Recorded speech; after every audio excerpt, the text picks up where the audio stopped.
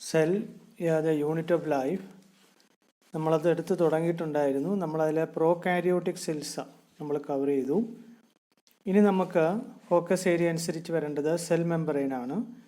അപ്പോൾ നമ്മൾ ഈ വീഡിയോയിൽ സെൽ മെംബ്രെയിനും മൈറ്റോകോൺട്രിയയുമാണ് നമ്മളിപ്പോൾ ഡിസ്കസ് ചെയ്യാൻ പോകുന്നത്. അപ്പോൾ എന്താണ് സെൽ മെംബ്രെയിൻ? എല്ലാവർക്കും അറിയാം. സെൽ എന്ന് പറഞ്ഞാൽ കോശമാണ്. മെംബ്രെയിൻ എന്ന് വെച്ചാൽ കോശ. മെംബ്രെയിൻ മീൻസ് സ്ഥലം. അപ്പോൾ കോശസ്ഥലം എന്നാണ് എൻ്റെ അർത്ഥം, ഓർക്കുക. ഇപ്പോൾ സെൽ മെംബ്രെയിൻ നമുക്ക് ഫോക്കസ് ഏരിയയിൽ ഓർക്കണം. സെൽ മെംബ്രെയിൻ, അതിൻ്റെ ഫ്ലൂയിഡ് മൊസൈക്ക് മോഡലോ പ്ലാസ്മ മെംബ്രെയിൻ, ഇത് വളരെ ഇമ്പോർട്ടൻ്റ് ആണ്. അപ്പോൾ നമ്മളിപ്പോൾ ഫോക്കസ് ഏരിയ മാത്രമേ പഠിപ്പിക്കുന്നുള്ളൂ. അത് കഴിഞ്ഞ് മൈറ്റോകോൺട്രിയ, അതും അതിൻ്റെ ഡയഗ്രാം വളരെ ഇമ്പോർട്ടൻ്റ് ആണ്. അപ്പോൾ നമ്മളിപ്പോൾ ഇതിനകത്ത് NCERT ടെക്സ്റ്റിലുള്ളത് മാത്രമേ നമ്മളിപ്പോൾ കവർ ചെയ്യുന്നുള്ളൂ. പക്ഷേ ഇത് നമുക്കറിയാം, ഇതിപ്പോൾ എൻട്രൻസ് ഒക്കെ ആകുമ്പോൾ നമ്മളൊന്നുകൂടെ വാസ്റ്റായിട്ട് എടുക്കേണ്ടതായിട്ടുണ്ട്. അതിന് നമ്മൾ വേറെ വീഡിയോസ് ഇടുന്നുണ്ട്. അപ്പോൾ ഇപ്പം നമ്മൾ NCERTയിലുള്ള ഈ ബയോളജി ടെസ്റ്റിലുള്ളത് മാത്രമേ നമ്മളിപ്പം ഡിസ്കസ് ചെയ്യുന്നുള്ളൂ. അപ്പോൾ നമുക്ക് തുടങ്ങാം. സെൽ മെംബ്രെയിൻ അല്ലെങ്കിൽ പ്ലാസ്മ മെംബ്രെയിൻ.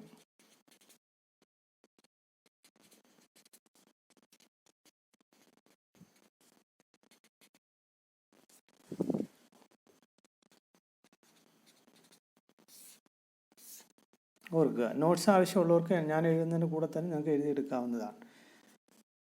ഇതിനെ it also known as cytoplasmic membrane. ഓർക്കുക.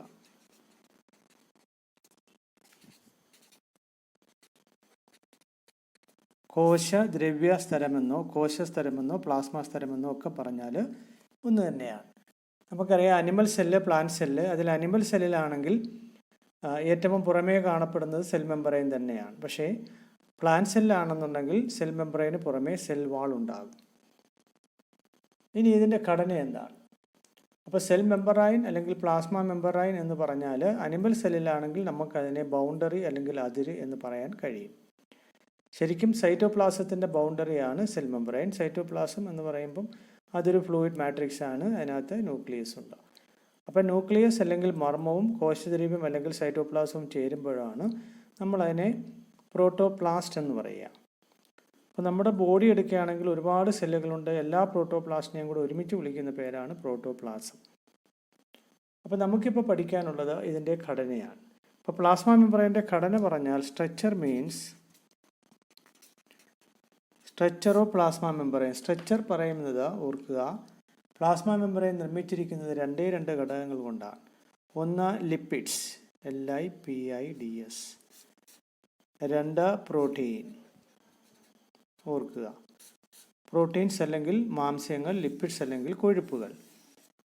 ലിപ്പിഡുകൾ എന്ന് വെച്ചാൽ കൊഴുപ്പുകൾ എന്നാണ് അർത്ഥം. അല്ലെങ്കിൽ രണ്ട് തരം കൊഴുപ്പുകളുണ്ട്, ഫാറ്റും ഉണ്ട്. അല്ല, ഓയിൽസ് ആൻഡ് ഫാറ്റ് എന്ന് പറയും. അപ്പോൾ ഫാറ്റ് എന്ന് വെച്ചാൽ സോളിഡ് ഫോമാണ്, ഓയിൽസ് എന്ന് പറഞ്ഞാൽ ലിക്വിഡ് ഫോമാണ്. അപ്പോൾ ഓയിൽസിനെയും ഫാറ്റിനെയും പൊതുവെ വിളിക്കുന്ന പേരാണ് ലിപ്പിഡ്സ്. പിന്നെ പ്രോട്ടീൻസ് എന്ന് പറഞ്ഞാൽ മാംസ്യമാണ്. ഇത് രണ്ടുമാണ് മെയിനിലായിട്ട്. പിന്നെ ഷുഗറും ഒക്കെ ഉണ്ട് എങ്കിൽ തന്നെയും മെയിൻ കമ്പോണൻസ് എന്ന് പറഞ്ഞാൽ ലിപ്പിഡ്സും പ്രോട്ടീനുമാണ്. ഇനി ലിപ്പിഡ് കമ്പോണൻസ് എന്ന് പറഞ്ഞാൽ ഏതൊക്കെയാണ്? ലിപ്പിഡ് കമ്പോണൻസ് എന്ന് പറഞ്ഞാൽ ഓർക്കുക, ലിപ്പിഡ് കമ്പോണൻസ് അത് ഫോസ്ഫോ ലിപ്പിഡ്സ് ഉണ്ടാകാം, ഗ്ലൈക്കോ ലിപ്പിഡ്സ് ഉണ്ടാകാം, കൊളസ്ട്രോൾ ഉണ്ടാകാം. Phospho lipids. ഓക്കെ, അപ്പോൾ അതിനകത്ത് ഫോസ്ഫേറ്റ് കൂടെ കാണപ്പെടുമെന്ന് അർത്ഥം. അതേപോലെ ഗ്ലൈക്കോ ലിപ്പിഡ്സ്, അപ്പോൾ അതിനകത്ത് ഗ്ലൈക്കോ എന്ന് വെച്ചർത്ഥം ഗ്ലൂക്കോസും ഉണ്ടാകും. ഇത് ഫോസ്ഫേറ്റും ഉണ്ടാകും. ആൻഡ് ആൾസോ അനദർ ലിപ്പിഡാണ് കൊളസ്ട്രോൾ. കേട്ടിട്ടുണ്ടാകും കൊളസ്ട്രോളും ഇതിനകത്ത് കാണപ്പെടാം, ഓർക്കുക. ഇനി ലിപ്പിഡ്സ് ഓഫ് സെൽ മെംബ്രെയിൻ. ഈ ലിപ്പിഡ്സ് ഓഫ് സെൽ മെംബ്രെയിൻ ഒരു പ്രത്യേകതയുണ്ട്, അത് അസിമെട്രിക് ആണ്. അസിമെട്രിക് എന്ന് പറയാൻ കാരണം അതിന് രണ്ട് എൻഡുകളുണ്ട്, ടു എൻഡ്സ്. ഒരു എൻഡിനെ വിളിക്കുന്ന പേരാണ് പോളാർ. പോളാർ എൻഡ് ഹൈഡ്രോഫിലിക് ആണ്. ഹൈഡ്രോഫിലിക് എന്ന് വെച്ചാൽ വാട്ടർ ലവിങ് എന്നാണ്. എന്നാൽ മറ്റൊരു region, another region which is known polar region എന്ന് പറഞ്ഞാൽ അത് ഹൈഡ്രോഫോബിക് ആണ്. ഹൈഡ്രോഫോബിക് മീൻസ് വാട്ടർ ഹേറ്റിംഗ് എന്നാണ്. അപ്പോൾ ഇത് വാട്ടർ ലവിങ് ആയ പോളാർ എൻഡുണ്ട്, ഇനി വാട്ടർ ഹേറ്റിംഗ് ആയ നോൺ പോളാർ എൻഡുണ്ട്. അതുകൊണ്ട് ഈ രണ്ട് എൻഡ് ഉള്ളത് കൊണ്ട് ഈ ലിപ്പിഡ്സിനെ നമുക്ക് ആംബിപതിക് എന്ന് വിളിക്കാം. Because of the presence of hydrophilic and hydrophobic regions, lipids are also called, ലിപ്പിഡ്സിനെ വിളിക്കുന്ന പേരാണ് ആംഫിപതിക്. AMPHIPATHICS, ആംഫിപതിക്. ഓർക്കുക. ഇനി ഇതിനകത്ത് വളരെ ഇമ്പോർട്ടൻ്റ് ആയിട്ടുള്ളത് പ്ലാസ്മ മെമ്പറൈൻ. വളരെ ഇമ്പോർട്ടൻ്റ് ആയിട്ട് നമുക്ക് പഠിക്കേണ്ട, എപ്പോഴും സ്ഥിരം ചോദിക്കുന്ന ചോദ്യമാണ്, ഓർക്കുക. അതാണ് ഒരു മോഡലാണ്. ആ മോഡലിൻ്റെ പേരാണ്, ഓർക്കണം, fluid mosaic model. Fluid mosaic model of plasma membrane. ഓർക്കുക, plasma membrane, fluid mosaic model of plasma membrane വളരെ ഇമ്പോർട്ടൻ്റ് ആണ്, എപ്പോഴും ചോദിക്കുന്നതാണ്. അത് നമുക്ക് ഇതിനകത്തുള്ള ഡയഗ്രാം അത് തന്നെയാണ് എക്സ്പ്ലെയിൻ ചെയ്യുക. ഓർക്കുക, ഈ ഡയഗ്രാം അത് തന്നെയാണ് diagram, fluid mosaic model of plasma membrane. ആ ഡയഗ്രാം ഞാൻ ഒരു ഇതായിട്ട് വരച്ചിട്ടുണ്ട്, ഓർക്കുക. നിങ്ങൾക്ക് മനസ്സിലാകുന്ന രീതിയിൽ ഇത് ഒരു പ്ലാസ്മ മെമ്പറൈൻ്റെ ഒരു ചെറിയ വ്യൂ ആണ്, ഓർക്കണം. അപ്പോൾ എന്താണ് ഈ ഫ്ലൂയിഡ് മൊസൈക്ക് മോഡൽ? ഈ ഫ്ലൂയിഡ് മൊസൈക്ക് മോഡൽ പ്രപ്പോസ് ചെയ്തത് അല്ലെങ്കിൽ കൊണ്ടുവന്നത് രണ്ട് ശാസ്ത്രജ്ഞന്മാരാണ്. അതാണ് സിംഗർ ആൻഡ് നിക്കോൾസൺ. അപ്പോൾ fluid mosaic model proposed by Singer and Nicholson during 1972. ഓർക്കുക, ഈ മോഡൽ കൊണ്ടുവന്നത് സിംഗറും നിക്കോൾസനുമാണ്. എന്താണ് ഈ model? According to this model, ഈ മോഡൽ അനുസരിച്ച്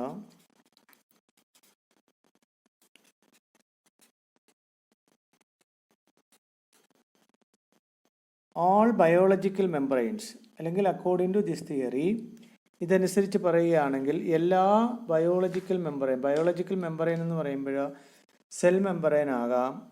ഇനി അതോടൊപ്പം തന്നെ നമ്മൾ യൂകാരിയോട്ടിക് സെൽ എന്ന് പറയുമ്പോൾ അതിനകത്ത് ധാരാളം സെൽ ഓർഗനൽസ് ഉണ്ടാകാം, കോശാംഗങ്ങൾ. ഇപ്പോൾ for example mitochondria, Golgi bodies, endoplasmic reticulum, lysosomes, ഇതൊക്കെ സെൽ ഓർഗനൽസ് ആണ്. അപ്പോൾ ഇതിനെയൊക്കെ സറൗണ്ട് ചെയ്തും ഇതേപോലെ മെമ്പറൈൻസ് ഉണ്ടാകും. അപ്പോൾ ഈ മോഡൽ പറയുന്നത് ഈ മെമ്പറൈൻസ് എല്ലാം, ഇതിനെ ബയോളജിക്കൽ മെമ്പറൈൻസ് എന്നാണ് പറയുക. ഈ മെമ്പറൈൻസിനല്ല, അതാ പറഞ്ഞത് ഓൾ ബയോളജിക്കൽ മെമ്പറൈൻസ്,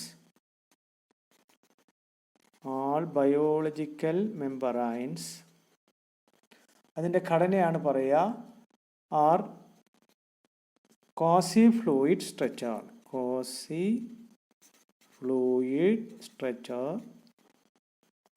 അല്ലെങ്കിൽ സ്ട്രക്ചേഴ്സ്. കോസി ഫ്ലൂയിഡ് സ്ട്രക്ചർ എന്ന് വെച്ചാൽ ഫ്ലൂയിഡ് പോലെ എന്നാണ്. അപ്പോൾ അത് കണ്ടാൽ അതിൻ്റെ നേച്ചർ എന്ന് പറഞ്ഞാൽ ഒരു ഫ്ലൂയിഡ് പോലെ കാണപ്പെടാം.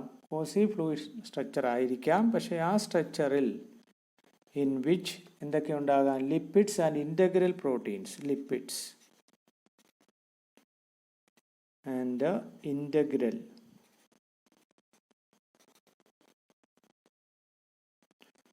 ഇൻ്റഗ്രൽ മീൻസ് അല്ലെ ഇൻട്രൻസിക് എന്ന് പറയാൻ വെച്ചാൽ ലിപ്പിഡും അതിനകത്തുള്ള പ്രോട്ടീനാണ് ഇൻ്റഗ്രൽ പ്രോട്ടീൻസ്. ആർ ഡിസ്പേഴ്സ്ഡ്, അത് കാണപ്പെടും അല്ലെങ്കിൽ ചിതറിക്കിടക്കും. ആർ ഡിസ്പേഴ്സ്ഡ് ഇൻ ഏത് മാനറാണ്? In a mosaic manner. നിങ്ങൾ മൊസൈക്ക് കണ്ടിട്ടുണ്ടാകും. മൊസൈക്ക് എന്ന് വെച്ചാൽ വേറൊന്നുമില്ല, നമുക്ക് പണ്ട് നമ്മുടെ ഫ്ലോറൊക്കെ അല്ലെങ്കിൽ നമ്മുടെ തറയൊക്കെ മൊസൈക്ക് ചെയ്യാറുണ്ട്. മൊസൈക്ക് എന്ന് പറയുമ്പോൾ പല കളറുള്ള ചിപ്സ് ഇങ്ങനെ ഇറഗുലർ പാറ്റേണിൽ കാണപ്പെടുക. അപ്പോൾ അവിടെ ഒരു റെഗുലാരിറ്റി ഇല്ല, അപ്പോൾ ഇറഗുലറായിട്ട് അങ്ങനെ ചിതറി കിടക്കും. ഇപ്പോൾ ടുബാക്കോ മൊസൈക്ക് ഡിസീസ് എന്നൊക്കെ നിങ്ങൾ കേട്ടിട്ടുണ്ടാകും. ലീഫിനകത്ത് അതിൻ്റെ ആ പച്ച നിറം കഴിഞ്ഞ് പല കളറുകൾ ഇറഗുലറായിട്ട് കാണപ്പെടുക എന്നുള്ളതാണ്. അപ്പോൾ ഒരു ഡെഫിനിറ്റ് പാറ്റേൺ ഇല്ല. അതേപോലെ ഇവിടെ മൊസൈക്ക് മാനറിൽ എന്തൊക്കെയാണ് കാണപ്പെടുക? Lipids and proteins. ഓർക്കുക, അപ്പോൾ നമ്മൾ നേരത്തെ പറഞ്ഞു പ്ലാസ്മ മെമ്പറൈൻ മെയിനായിട്ടുള്ളത് ലിപ്പിഡ്സും പ്രോട്ടീനുമാണ്. ഇൻ്റഗ്രൽ പ്രോട്ടീൻ എന്ന് വെച്ചാൽ അതിനകത്തുള്ളിൽ അടങ്ങിയ ഇൻട്രൻസിക് പ്രോട്ടീൻ എന്ന് പറയും. ഓർക്കുക, അല്ലെങ്കിൽ ലിപ്പിഡ്സ് ആൻഡ് പ്രോട്ടീൻ ആ ഡിസ്പേഴ്സ്ഡ്, അതിങ്ങനെ ചിതറി കിടക്കുക. എങ്ങനെയാണ്? In the form of mosaic. Mosaic എന്ന് പറയുമ്പോൾ പ്രത്യേക ഒരു പാറ്റേൺ ഓഫ് അറേഞ്ച്മെൻ്റ് ഇല്ല. ഈ മോഡലാണ് അല്ലെങ്കിൽ ഈ എന്താ പറയുക തിയറിയാണ് ഫ്ലൂയിഡ് മൊസൈക്ക് മോഡൽ. ഓർക്കുക, അപ്പോൾ according to this model all biological membranes are quasi fluid structures എന്ന് വെച്ചാൽ ഫ്ലൂയിഡ് പോലുള്ള ഘടനയാണ്. അതിൽ in which lipids and proteins, അങ്ങനെ പറഞ്ഞാലും മതി, are dispersed in mosaic manner. ഓർക്കുക, ഇനി ഈ പ്രോട്ടീൻ തന്നെ രണ്ട് തരത്തിലുണ്ട്, ഓർക്കണം. There are 2 kinds of proteins. രണ്ട് തരം പ്രോട്ടീൻസ് ഉണ്ട്. Proteins are of 2 types. അത് വളരെ ഇമ്പോർട്ടൻ്റ് ആണ്, സ്ഥിരം ചോദിക്കുന്നതാണ്. ഒന്ന് ഇൻ്റഗ്രൽ, ഞാൻ പറഞ്ഞു ഇൻ്റഗ്രൽ പ്രോട്ടീൻ, അല്ലെങ്കിൽ അതിൻ്റെ മറ്റൊരു പേരാണ് ഓർക്കുക ഇൻട്രിൻസിക്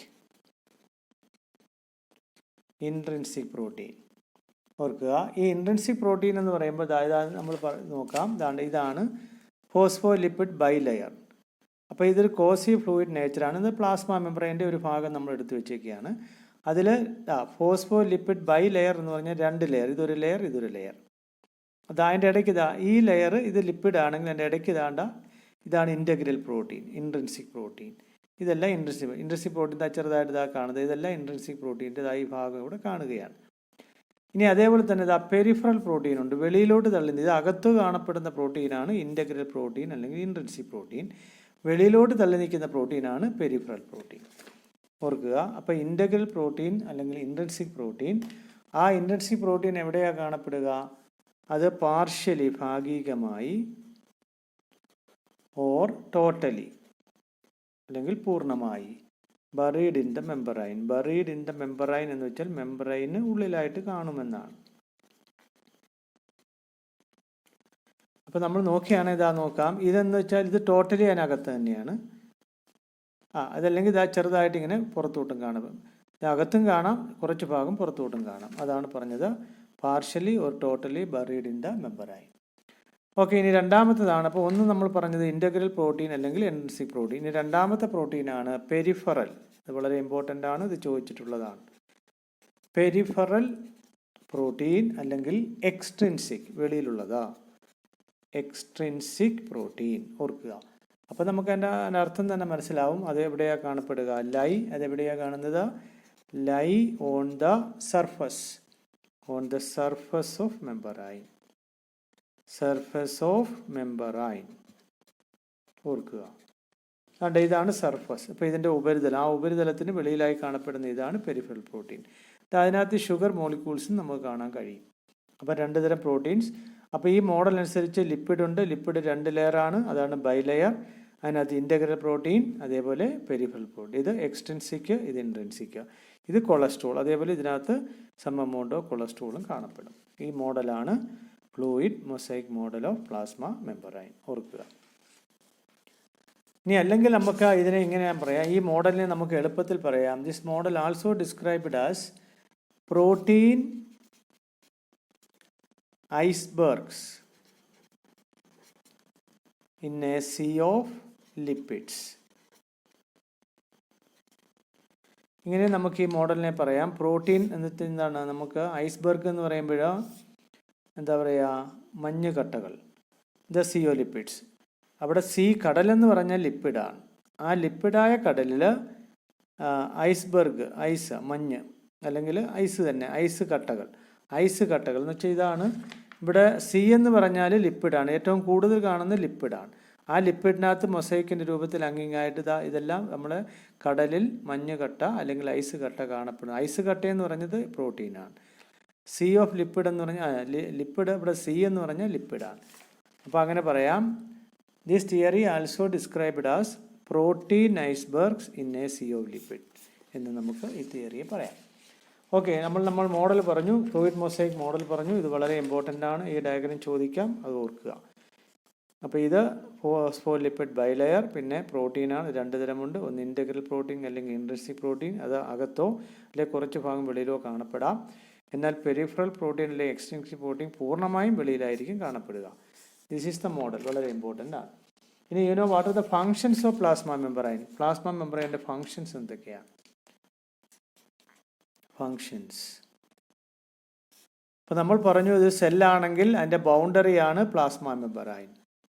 അപ്പോൾ ഈ സെല്ലിനുള്ളിലേക്കും പുറത്തോട്ടും പദാർത്ഥങ്ങൾ പ്രവഹിക്കുന്നതും അല്ലെങ്കിൽ കടന്നു പോകുന്നത് ആരിലൂടെയാണ്? പ്ലാസ്മ മെമ്പറൈനിലൂടെയാണ്. അപ്പം നമുക്ക് പറയാം, ഒന്ന് ട്രാൻസ്പോർട്ട് ഓഫ്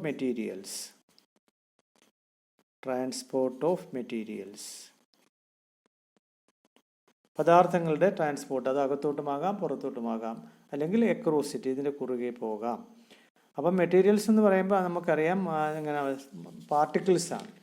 അപ്പോൾ പാർട്ടിക്കിൾസ് എന്ന് പറയുമ്പോൾ സൊല്യൂട്ട് പാർട്ടിക്കിൾ ആകാം, സോൾവെൻറ്റ് പാർട്ടിക്കിൾ, ലായകവും ലീനും, അതൊക്കെ നമ്മളിനി ഒന്നുകൂടെ പഠിക്കും.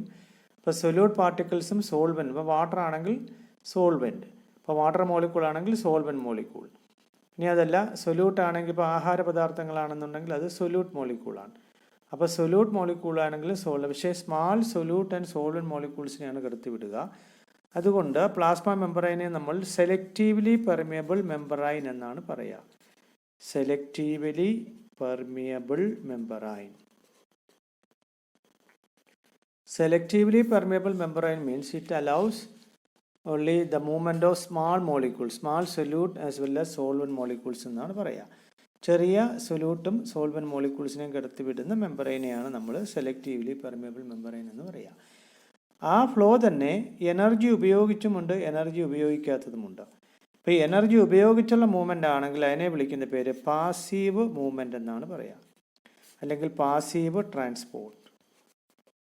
പാസീവ് ട്രാൻസ്പോർട്ട് ആണെങ്കിൽ വിത്തൗട്ട് എക്സ്പെൻഡിച്ചർ ഓഫ് എനർജി എന്നാണ്, അല്ലെങ്കിൽ without the use of energy.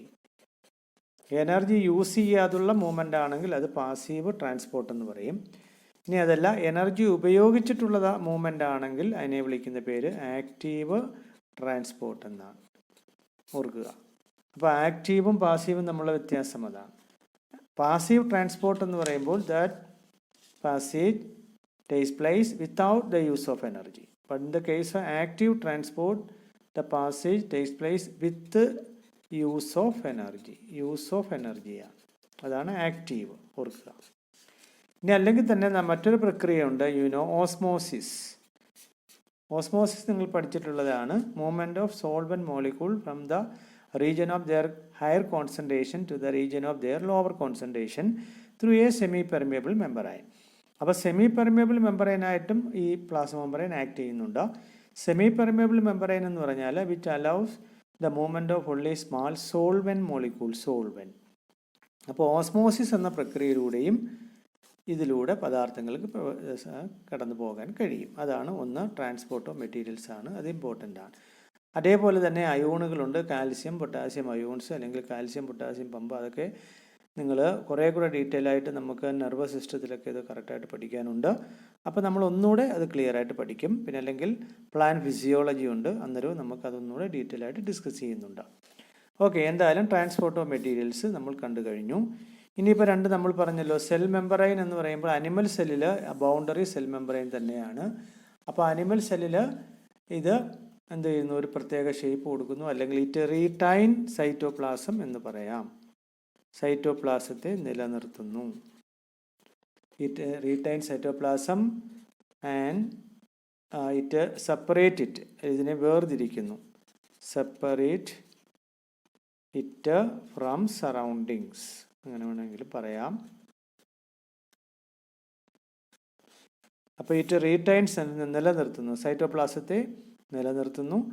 And separate it from അതിൻ്റെ സറൗണ്ടിങ്, ചുറ്റുപാടിൽ നിന്നും വേർതിരിച്ച് നിർത്തുന്നു. എന്ന് വെച്ചാൽ അതിനെ സംരക്ഷിക്കുന്നു എന്ന് വേണമെങ്കിലോ, അല്ലെങ്കിൽ ബൗണ്ടറി ആയിട്ടോ നിൽക്കുന്നു. ഇതിൻ്റെ കേസ് അനിമൽ സെല്ലാണ്. പ്ലാന്റ് സെല്ലിലാണെങ്കിൽ സെൽ വാളുണ്ട്, അവിടുത്തെ ബൗണ്ടറി സെൽ വാളാണ്. അപ്പോൾ ഇതാണ് ഇമ്പോർട്ടൻറ്റ് ഫങ്ഷൻ. അപ്പോൾ നമ്മൾ പ്ലാസ്മ മെമ്പറൈൻ പറഞ്ഞു കഴിഞ്ഞു. ഓർക്കുക, വളരെ ഇമ്പോർട്ടൻ്റ് ആണ്. ആ മോഡൽ വളരെ ഇമ്പോർട്ടൻ്റ് ആണ്. ഇനി അടുത്ത നമ്മൾ ഓർക്കണം, മൈറ്റോകോൺട്രിയ ആണ്. അപ്പോൾ പ്ലാസ്മ മെമ്പറൈൻ അല്ലെ സെൽ മെമ്പറൈൻ കഴിഞ്ഞു. ഇനി നമുക്ക് മൈറ്റോകോൺട്രിയയും കൂടെ വരാം. ഓർക്കുക, എന്താണ് ഈ മൈറ്റോകോൺട്രിയ? ഇതും ഒരു സെൽ ഓർഗനലാണ്, മൈറ്റോകോൺട്രിയോൺ.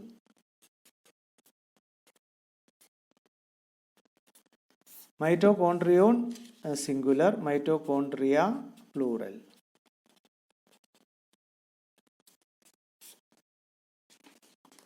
ഇതാണ് മൈറ്റോകോൺട്രിയോൺ. ഓർക്കുക, ഇത് ഒരു സെൽ ഓർഗനലാണ്. സെൽ ഓർഗനൽ എന്ന് വെച്ചാൽ കോശാംഗം, ജീവനുള്ള ഘടകം, കോശദ്രവ്യത്തിൽ കാണപ്പെടുന്ന ജീവനുള്ള ഘടകത്തെയാണ് കോശാംഗങ്ങൾ അല്ലെങ്കിൽ സെൽ ഓർഗനൽസ് എന്ന് പറയുക. അതിൽ ഇമ്പോർട്ടൻ്റ് ഒരു സെൽ ഓർഗനലാണ് മൈറ്റോകോൺട്രിയ. യൂകാരിയോട്ടിക് സെല്ലുകൾ കാണപ്പെടും. ഇനി ഇതിന് നോക്കുകയാണെങ്കിൽ ഇതിന് രണ്ട് മെമ്പറൈൻസ് ഉണ്ട്, ഔട്ടർ മെമ്പറൈൻ, ഇന്നർ മെമ്പറൈൻ, ബാഹ്യസ്തരം, ആന്തരസ്തരം. ആ രണ്ടിനും ഇടയ്ക്കായിട്ടൊരു സ്പേസ് ഉണ്ട്, അതിനെ നമുക്ക് ഇന്നർ മെമ്പറൈൻ സ്പേസ് എന്ന് പറയാം, അല്ലെങ്കിൽ പെരി മൈറ്റോകോൺട്രിയൽ സ്പേസ് എന്നും പറയും. പെരി മൈറ്റോകോൺട്രിയൽ സ്പേസ്, അങ്ങനെയും വേണമെങ്കിൽ അതിനെ പറയാം, പെരി മൈറ്റോകോൺട്രിയൽ സ്പേസ്. ഓർക്കുക. അപ്പോൾ each mitochondrion is covered by 2 membrane, their outer membrane and inner membrane. In between these 2 membrane there is a space called the inner membrane space or perimitochondrial space. ഓർക്കുക. അപ്പോൾ 2 membrane ആകുമ്പോൾ ഇവിടെ 2 compartment ആയിട്ട് കാണാം, outer compartment and also inner compartment. ഇനി inner compartment നമ്മൾ നോക്കുക, ഇതാണ് അകത്തുള്ള കമ്പാർട്ട്മെൻറ്റ്. ഇന്നർ കമ്പാർട്ട്മെൻറ്റ് നോക്കുകയാണെങ്കിൽ it contains A homogeneous substance. Homo എന്ന് വെച്ചാൽ സിമിലർ ആയിട്ടുള്ള, മിക്കവാറും എല്ലാം ഒരേ കണക്ക് കാണപ്പെടുന്ന ഹോമോജീനസ് സബ്സ്റ്റൻസ് ഉണ്ട്. അതിനെ വിളിക്കുന്ന പേരാണ് മാട്രിക്സ്. മാട്രിക്സ് ഓർക്കുക. അപ്പോൾ ഹോമോജീനസ് മാട്രിക്സ് എന്ന് പറയാം, അത് ഉള്ളിലായിട്ട് കാണപ്പെടുന്നുണ്ട്. ഇനി നമുക്ക് ഇന്നർ മെമ്പറൈൻ നോക്കുകയാണ്. ഇതാണ് ഇന്നർ മെമ്പറൈൻ. ഓർക്കുക, ഈ ഇന്നർ മെമ്പറൈനിന് ഉള്ളിലേക്ക് ചില മടക്കുകൾ, ഇൻഫോൾഡിങ്സ് മീൻസ് ഉൾമടക്കുകൾ. Infoldings from the inner membrane, അതിനെ വിളിക്കുന്ന പേരാണ് crista. Singular crista, plural cristae. ഒരു ഈയുടെ കൊടുക്കുമ്പോൾ അത് പ്ലൂറൽ ഫോമായി മാറും. ഇനി ക്രിസ്റ്റയുടെ പ്രത്യേകത എന്ന് വെച്ചാൽ ഇറ്റ് ഇൻക്രീസ് സർഫസ്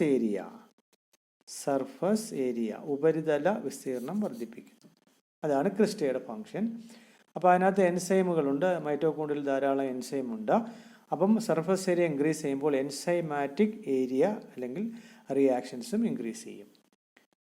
ഓക്കെ, ഇനി മാട്രിക്സിനകത്ത് ഓർക്കുക, മാട്രിക്സിനകത്ത് പല ഘടകങ്ങളുണ്ട്. ഒന്ന് single circular DNA. Matrix contain single circular DNA.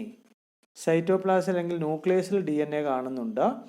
അതോടൊപ്പം തന്നെ ഓർക്കണം, ന്യൂക്ലിയസിന് പുറമേ DNA എവിടെ കാണുന്നു എന്ന് വെച്ചാൽ മൈറ്റോകോൺഡ്രിയയിലുണ്ട്. അത് സിംഗിൾ സർക്കുലാർ DNA ഉണ്ട്. പിന്നെ RNA, RNA മോളിക്യൂൾസ് ഉണ്ട്. അത് റൈബോ ന്യൂക്ലിക് ആസിഡ് ആണ്. പിന്നെ റൈബോസോംസ് അത് 70S റൈബോസോംസ് എന്ന് പറയും. അത് നമ്മൾ സെസ് എന്ന് വെച്ചാൽ സെഡ്ബർഗ് യൂണിറ്റ് ആണ്. 2 തരം റൈബോസോമാണ്. സെഡ്ബർഗ് യൂണിറ്റ് എന്ന് വെച്ചാൽ റൈബോസോമിനെ വേർതിരിക്കുന്ന ഒരു യൂണിറ്റ് ആണ്. സെഡിമെൻറ്റേഷൻ കോഎഫിഷ്യൻറ്റോ സെഡ്ബർഗ് യൂണിറ്റ് എന്നോ പറയും. അപ്പോൾ അതനുസരിച്ച് റൈബോസോമിനെ 2 ആക്കുന്നുണ്ട്, 70S എന്നും 80S എന്നും. അപ്പോൾ 80S റൈബോസോം സാധാരണ സൈറ്റോപ്ലാസിലാണുള്ളത്. മൈറ്റോകോൺഡ്രിയയിലുള്ളത് 70S റൈബോസോമാണ്. പിന്നെ അതോടൊപ്പം തന്നെ എൻസൈംസ് ഉണ്ട്. ഓക്കെ, അപ്പോൾ matrix contain single circular DNA, RNA molecule, ribosomes, enzymes.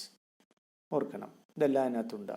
കാരണം എൻസൈംസ് എന്ന് പറഞ്ഞാൽ നമ്മൾ പഠിച്ചിട്ടുണ്ട്, മൈറ്റോകോൺഡ്രിയയുടെ ഫംഗ്ഷൻ അതാണ്. ഇത് സൈറ്റ് ഓഫ് എയറോബിക് റെസ്പിറേഷൻ എന്ന് പറയും. വായു ശ്വസനം, ഓക്സിജൻ്റെ സാന്നിധ്യത്തിൽ നടക്കുന്ന ശ്വസന പ്രക്രിയയിലൂടെ എന്താ ഉണ്ടാവുക? എനർജി. അപ്പോൾ ഇതിനുള്ളിൽ എനർജി ഉണ്ടാകുന്നുണ്ട്. അതൊക്കെ നമ്മൾ ഡീറ്റെയിലായിട്ട് പഠിക്കുന്നുണ്ട്, ഫിസിയോളജിയിൽ പഠിക്കും. എങ്ങനെയൊക്കെയാണ് ആഹാര തന്മാത്രകൾ വിഘടിച്ച് അതിൽ നിന്നും ഊർജം സ്വതന്ത്രമാകും. ആ പ്രോസസ്സാണ്. അത് ഓക്സിജൻ്റെ സാന്നിധ്യത്തിലാണെങ്കിൽ അത് എയറോബിക് റെസ്പിറേഷൻ്റെ സൈറ്റ് എന്ന് പറഞ്ഞാൽ മൈറ്റോകോൺഡ്രിയയാണ്. സൈറ്റ് ഓഫ് എയറോബിക് റെസ്പിറേഷൻ വായു ശ്വസനത്തിൻ്റെ സൈറ്റാണ്. ഓർക്കണം. അപ്പോൾ എയറോബിക് റെസ്പിറേഷൻ നടക്കുമ്പോൾ അല്ലെങ്കിൽ ആഹാര തന്മാത്രകളിൽ നിന്ന് ഊർജം സ്വതന്ത്രമായി ATP തന്മാത്രകളിൽ അഡിനോസിൻ ട്രൈഫോസ്ഫേറ്റ് എന്ന് പറയും. ATP തന്മാത്രകൾ സംഭരിച്ചു വെക്കും. ഓർക്കുക, ATP അഡിനോസിൻ ട്രൈഫോസ്ഫേറ്റ്, അത് നമ്മൾ പഠിക്കുന്നുണ്ട്. Adenosine triphosphate. അപ്പോൾ അഡിനോസിൻ ട്രൈഫോസ്ഫേറ്റ് എന്ന് പറഞ്ഞാൽ എനർജി റിച്ച് കോമ്പൗണ്ടാണ് അല്ലെങ്കിൽ മോളിക്യൂളാണ്. അതുകൊണ്ട് ഓർക്കുക, മൈറ്റോകോൺഡ്രിയയെ വിളിക്കുന്ന പേരാണ് power houses of the cell. Power എന്ന് വെച്ചാൽ അർത്ഥം എനർജി എന്നാണ്. അപ്പോൾ power houses of the cell എന്ന് പറഞ്ഞാൽ മൈറ്റോകോൺഡ്രിയയാണ്. കാരണം അതിനകത്ത് എയറോബിക് റെസ്പിറേഷൻ നടന്ന് എനർജി റിച്ച് കോമ്പൗണ്ടായ ATP ഉണ്ടാകും. അതുകൊണ്ട് ഇതിനെ വിളിക്കുന്ന പേരാണ് power houses of the cell. അപ്പോൾ നമുക്കിപ്പം നിങ്ങളുടെ സിലബസ് അനുസരിച്ച് ഇത്രയേ പഠിക്കാനുള്ളൂ. അതുകൊണ്ട് നമ്മൾ ഫോക്കസ് ഏരിയ വെച്ച് ഇത്രയേ പറയുന്നുള്ളൂ. എന്നാൽ ഇതിനുള്ളിൽ വീണ്ടും ഘടനകളൊക്കെ ഉണ്ട്. അത് നമ്മുടെ എൻട്രൻസിനൊക്കെ വരുമ്പോൾ നമ്മൾ കുറേ കൂടെ ഡീറ്റെയിൽ ആയിട്ട് നമ്മൾ പഠിക്കും. അപ്പം മൈറ്റോകോൺഡ്രിയയിലും സെൽ മെമ്പറൈനും ഒക്കെ നമുക്ക് അത്രയും പഠിക്കാനേ ഉള്ളൂ. അത് നമ്മൾ പറഞ്ഞു കഴിഞ്ഞു. ഓർക്കുക, ഈ ഡയഗ്രവും കൂടെ ശ്രദ്ധിക്കുക. ഇതാണ് മൈറ്റോകോൺഡ്രിയയുടെ സ്ട്രക്ചർ. ഇത് വളരെ ഇമ്പോർട്ടൻ്റ് ആണ്. അപ്പോൾ ഓർക്കണം, നമ്മളിനി അടുത്ത ഫോക്കസ് ഏരിയയിൽ നമ്മൾ ഓർക്കേണ്ടത് ഇതിനകത്ത് പ്ലാസ്റ്റിഡ്സ്, റൈബോസോംസ്, ന്യൂക്ലിയസ് ആണ്. അതോടാകുമ്പോൾ ഈ പാഠം തീരും. അപ്പോൾ ഫോക്കസ് ഏരിയ വെച്ച് നമ്മൾ വളരെ ദ്രുതഗതിയിൽ തന്നെ എല്ലാ വീഡിയോസും ഇടും. ദയവ് ചെയ്ത് നിങ്ങളെല്ലാം കാണുക. അതോടൊപ്പം മറ്റു കുട്ടികൾക്ക് ഷെയർ ചെയ്യുക. അതോടൊപ്പം തന്നെ സബ്സ്ക്രൈബ് ചെയ്യുക.